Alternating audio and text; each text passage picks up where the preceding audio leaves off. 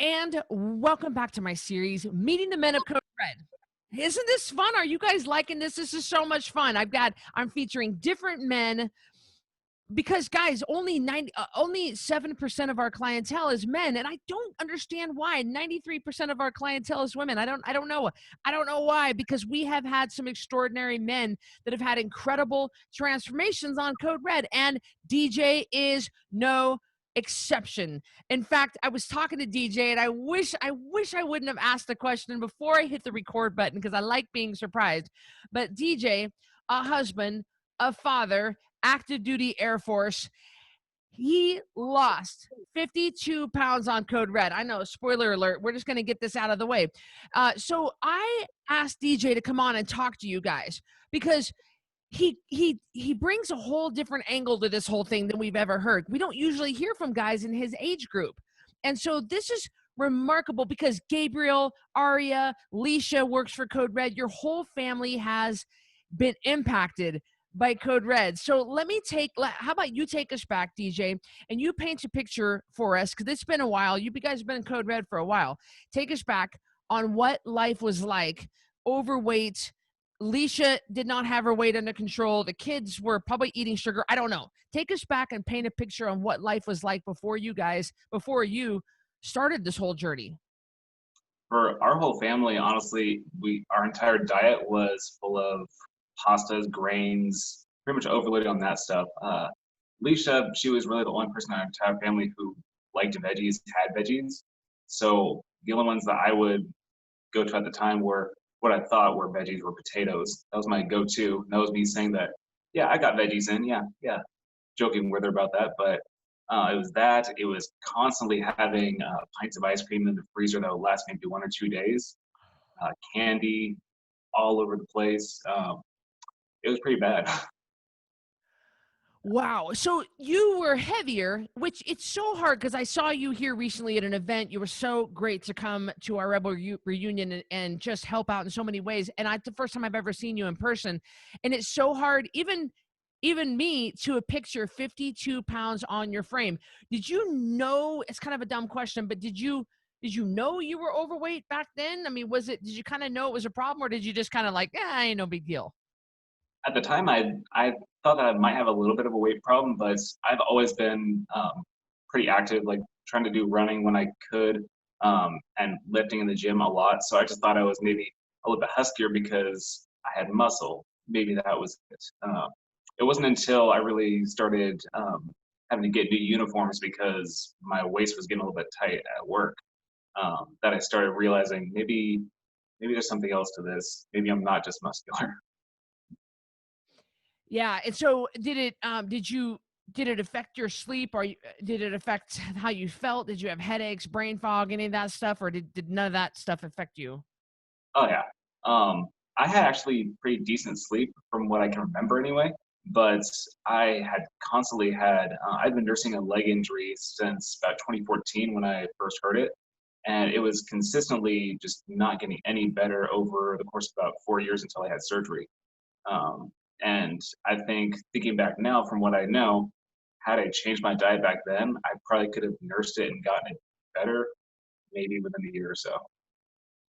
You just didn't know back then what you know now, and you even have a medical doctor. Your mom is married to a medical doctor, and it's just weird to think nobody talked to you about your weight. Nobody talked to you about how sugar feeds into disease. Nobody mentioned that. You just were doing what you knew.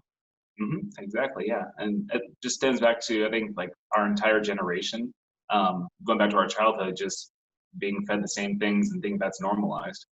Hmm. So Leisha has lost 115 pounds on Code Red, went on to become a senior leader for us, went on to work for Code Red. She's an integral part of our staff and of our whole team. What was that the catalyst that started you on this? That was one of them, yeah. I think she did the challenge back in January of 2018 was her first 10 pound, and she did that, had massive success. Well, on February 1st is when I had my surgery for my foot. So I was bedridden for 45 days. So she was the one that was making me food and stuff. And she would bring me breakfast every day. So she kind of kicked me on it a little bit then. But I swear, as soon as I went back to work and had that junk food from our snack bar right in front of my face, especially me feeling crappy because my leg and pain meds and everything, I just kind of reverted back to what I was doing before. It wasn't until like about June of that year when I really had a big turning point. Um, it was like so on my way home, there's a little gas station that was right on the way. So I'd stop by there and get like some snacks. So I'd call Alicia and be like, hey, do you want anything? She's like, no, I'm good. So I'd be getting all sorts of junk food there. Uh, and this event specifically, there was a Butterfinger that really sounded good. It was 2 for 1. It's like, I can't pass that good of a deal up. So got that, went home. I threw one into the freezer because I like my food cool all the time. And then the other one, I was getting ready to crack it open. And Alicia just came up to me and said that she was very concerned about me. Because at that point, that was my highest. That was when I was 222 pounds, that's 6 foot. And so she came up to me and said that she was concerned about me. It really hit me because she had already lost a good amount of weight because she was on her custom program at that time. So I looked at the Butterfinger, I crumbled it up, and then opened the package, dumped that into the garbage can because I knew if it was closed and it still crumbled up, I could still have some. So threw it into the garbage can, threw some other stuff, I think like coffee grounds on top of it, and then closed the garbage. And that was my turning point. So I had met Aria in February of 2018, your daughter.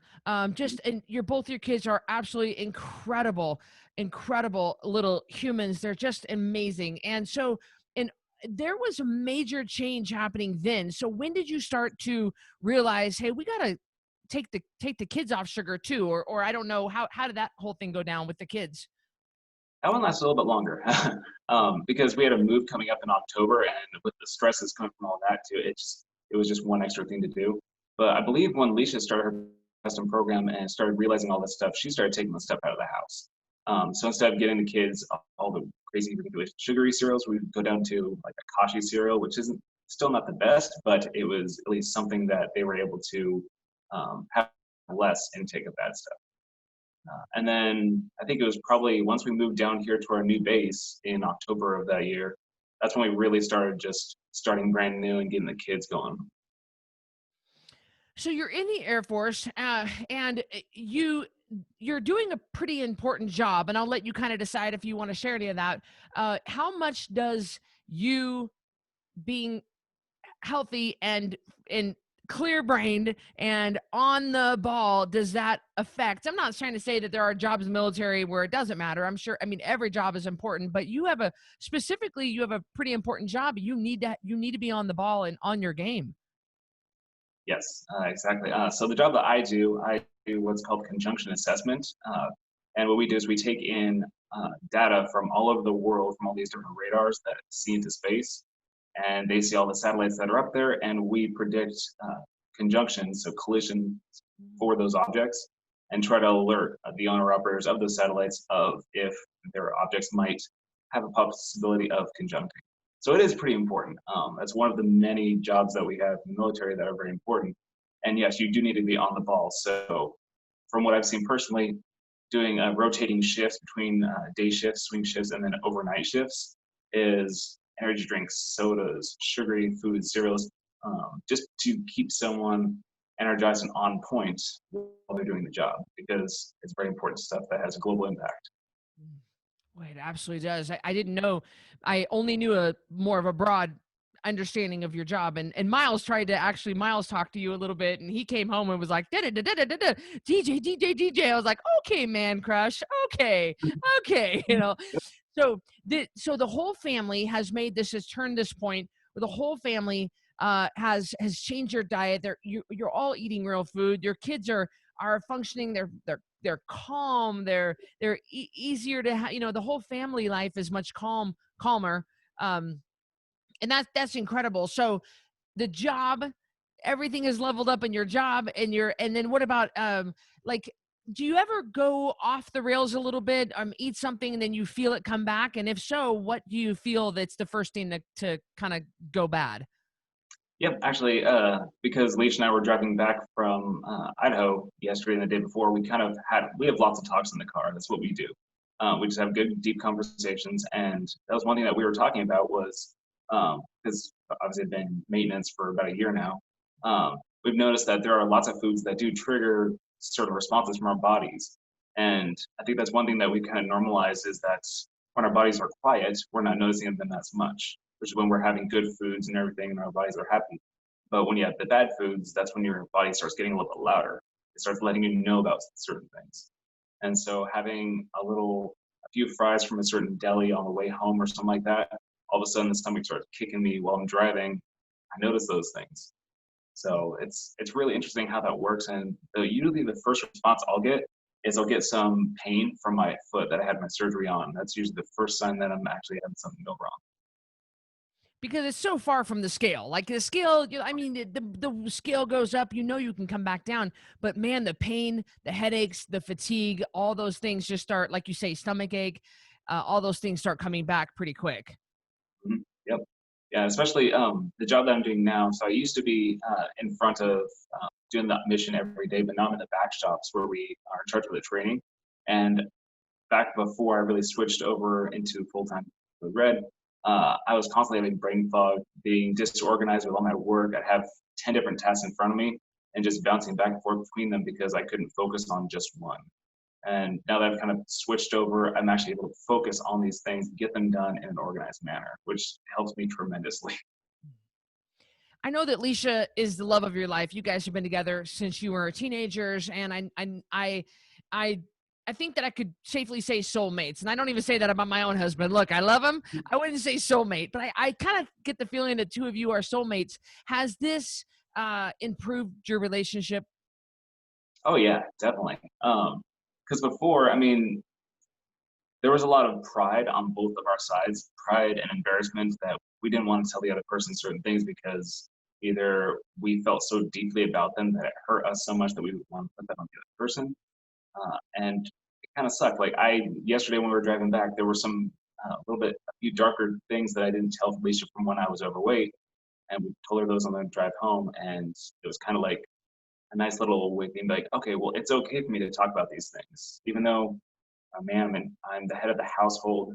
It's okay to feel these things. It's not, you shouldn't let ego or pride get in the way. So I think both of us have really let up with that, and it's helped tremendously in our relationship.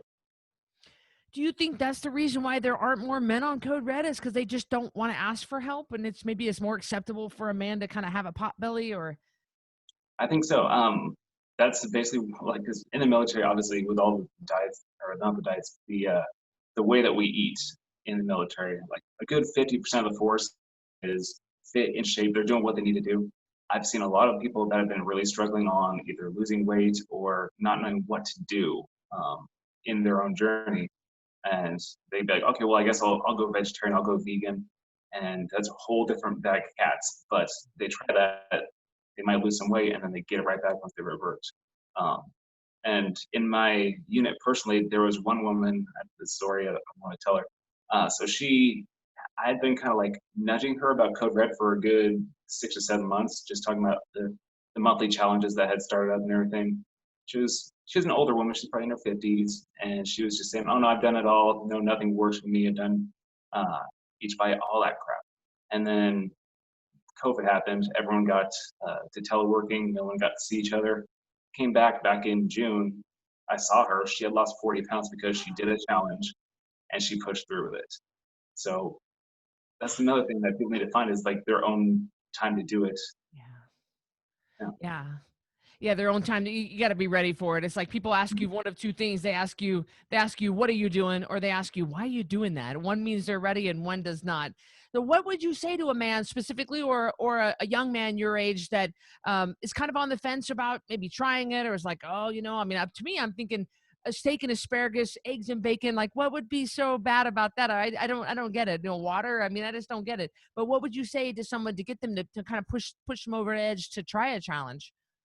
Just do it. Like it's actually one of my so when I got put in charge of my job, my new job, it was a pretty cool situation because I got in charge of one member. He was quite overweight at the time, and he had just failed a PT test, which for our careers, it's very, very big because if you fail a PT test, there's a good chance that you might be getting kicked out or you might lose a certain job or an assignment to get moved.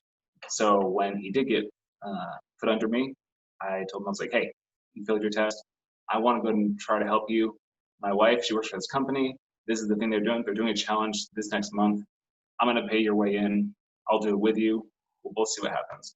And he lost 15 pounds doing that, then passed his PT test after that, and then he moved on to his next phase. So seeing the ripple effects, and that's usually a story that I tell people is, hey, it's really easy. If you really are hesitant on it, I'll buy your way in, and then we'll both do it together. Oh my gosh, DJ. I can't, I never get to hear about DJ stories because it's always like Leisha and Nancy and stuff. So, guys, this is so wonderful. Of course, I hear kid stories. I hear Aria and Gabriel stories, and I love them, but it's like DJ's all skinny behind the scenes. Guys, just like what DJ mentioned, we do have rolling challenges every month, and we would love to see you in them. Come and dip your toe into lifestyle and figure out if it's for you. We think the proper human diet is for everybody, but you heard a whole different perspective on how it has completely changed every single aspect of DJ's life. So join us, DJ. Thank you so much for taking your time to talk to me today. No problem. I appreciate you having me. You guys, I'll